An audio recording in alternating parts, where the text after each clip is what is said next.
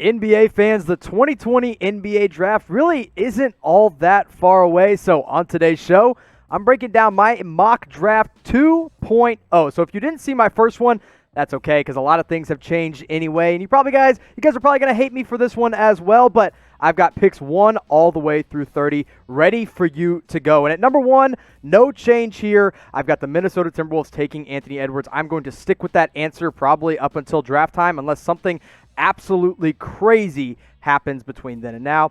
At number 2, the Golden State Warriors are taking Onyeka Okongwu, and we'll talk more about that here in a minute. LaMelo Ball goes to the Charlotte Hornets at 3. Yes, they have Devontae Graham. Yes, they have Terry Rozier, but I promise you, if you're able to take LaMelo Ball, take him. He can be a star.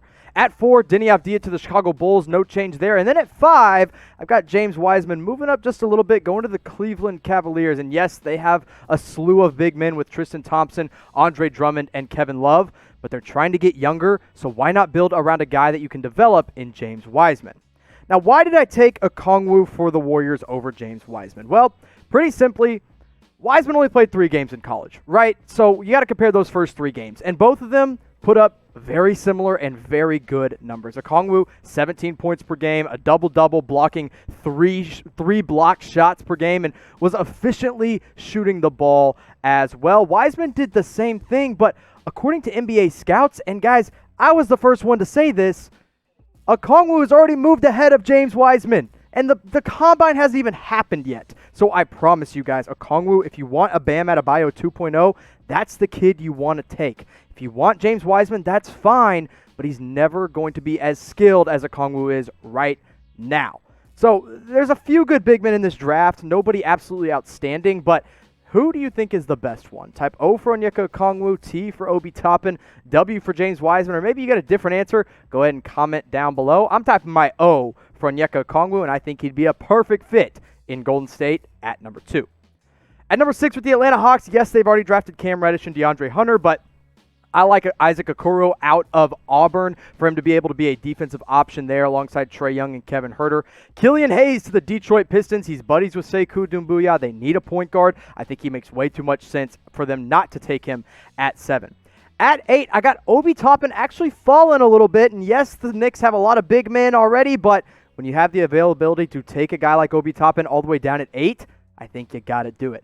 At number 9, I got the Washington Wizards taking Devin Vassell out of Florida State, a great defensive player, a great shooter, and an incredible athlete. I think the Wizards would be really, really happy to add a wing of his caliber at number 9.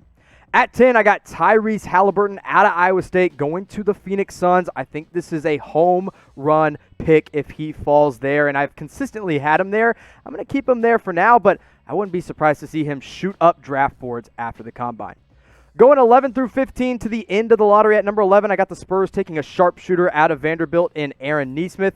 Number 12, the Patrick Williams going to the Sacramento Kings. They need defense on the wings. That's what he does. The Pelicans have been playing Josh Hart at small forward off the bench. That needs to change. Go with Saddiq Bey out of Villanova at 13. At 14, I got the Boston Celtics taking Cole Anthony. And yeah, he falls a little bit, but if he's available for Boston at 14, you got to take him. And then right after that, the Orlando Magic should be really happy if they're able to get a guy like Tyrese Maxey to be the point guard of their future at 15. Now, we're going to be live for the NBA draft, and we always have the absolute best NBA draft coverage on the internet. So if you haven't subscribed already, make sure you do, and make sure you hit that notification bell because you guys might miss it, and I don't want you to miss a single thing as we'll be live from the first round all the way to the end of the second round. Now, in my mock draft, I have the Boston Celtics taking Cole Anthony at 14 overall. That is their first of 3 picks. And listen, Cole Anthony, he is an elite athlete, and he can score the ball in bunches. No, he's not a pass-first point guard. He's more of a shooting guard in a point guard's body. And injuries held him back a little bit at North Carolina, but when he played, he was electric and a lot of fun to watch.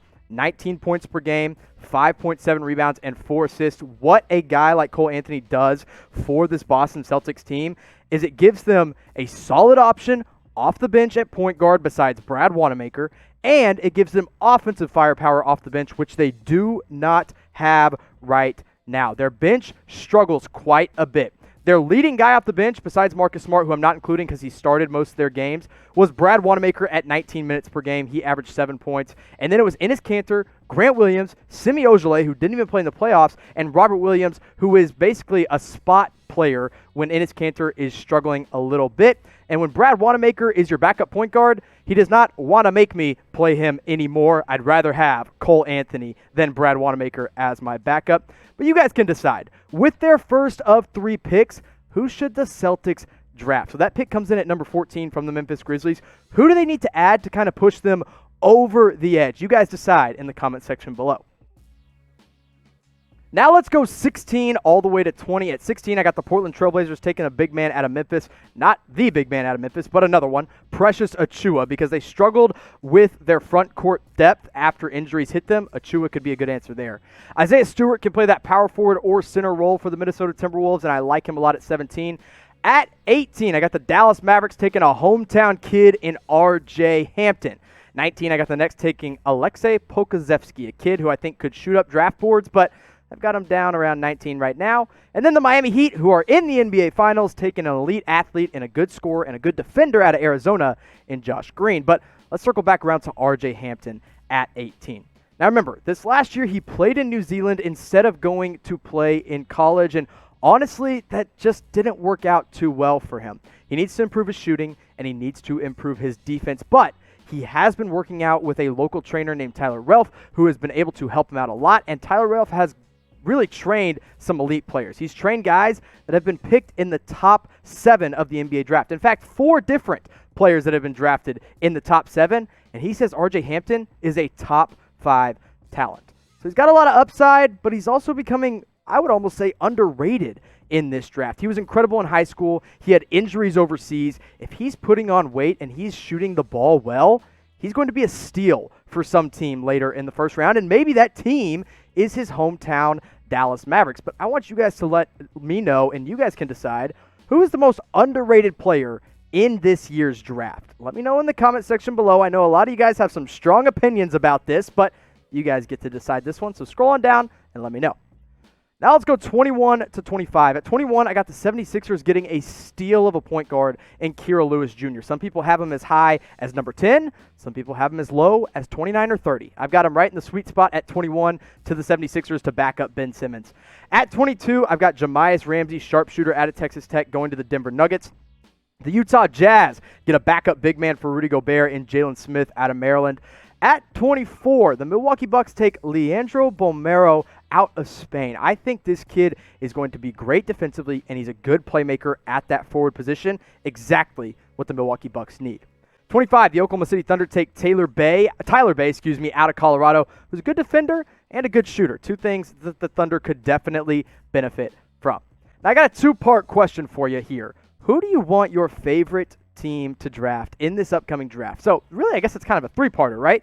You got to tell me your favorite team, and then you got to tell me what pick they have, and then you got to go ahead and tell me who you want them to take. You guys can make that decision in the comment section below. And really, there's a whole lot of different options for your favorite team, but just let me know who that might be. At 26, I've got the Boston Celtics taking Daniel Oturu out of Minnesota, followed by Tyrell Terry out of Stanford going to the New York Knicks. Now, first pick, I had the Knicks taking a big man. Now I've got them taking a guard that I think is going to benefit a lot from the draft combine.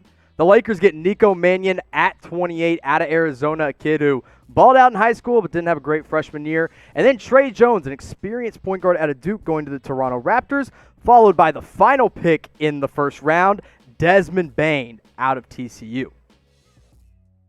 Now, with their second pick in the first round, I do have the Celtics taking a big man, which really addresses one of their needs, and that is the center position.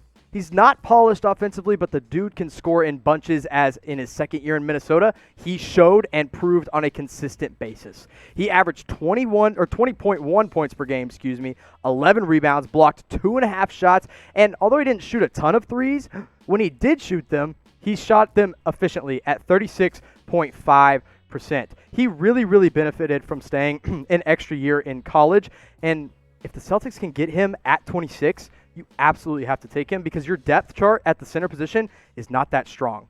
Daniel Tice is solid, I agree, but he's 6'8". That's not very good for a starting center in the NBA.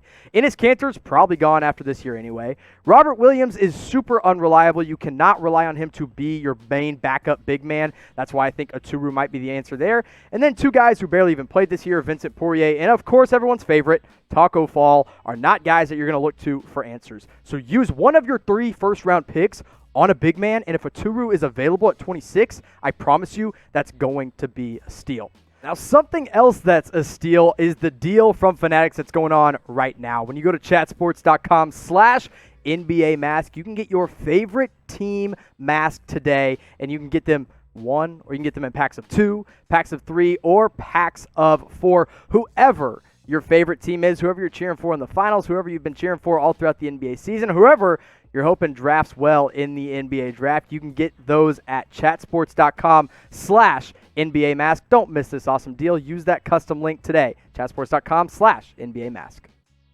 Now, the final guy I have the Boston Celtics taking in the number 30 overall pick, which is the Bucks pick, is Desmond Bane out of TCU. He is an upperclassman guy with a really high basketball IQ. He's a good athlete, although he's not exceptionally quick. He doesn't handle the ball that well. He can score from wherever you need him to, and he's an incredible defensive option on the wings.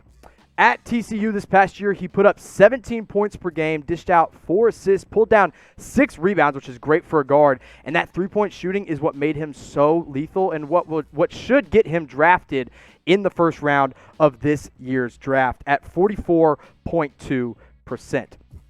I really like what I have the Boston Celtics getting out of this draft. If they can get Cole Anthony at 14, that answers a ton of questions for them on the bench. It gives them a scorer, and it gives them a true backup point guard. If they can get Daniel Oturu at 26, that addresses another need where they're probably not using guys like Enes Kanter or Vincent Poirier or Taco Fall as a backup position. And finally, Desmond Bane out at 30. If this is the haul the Celtics come away with in this year's draft, they are going to walk away as huge winners, in my opinion.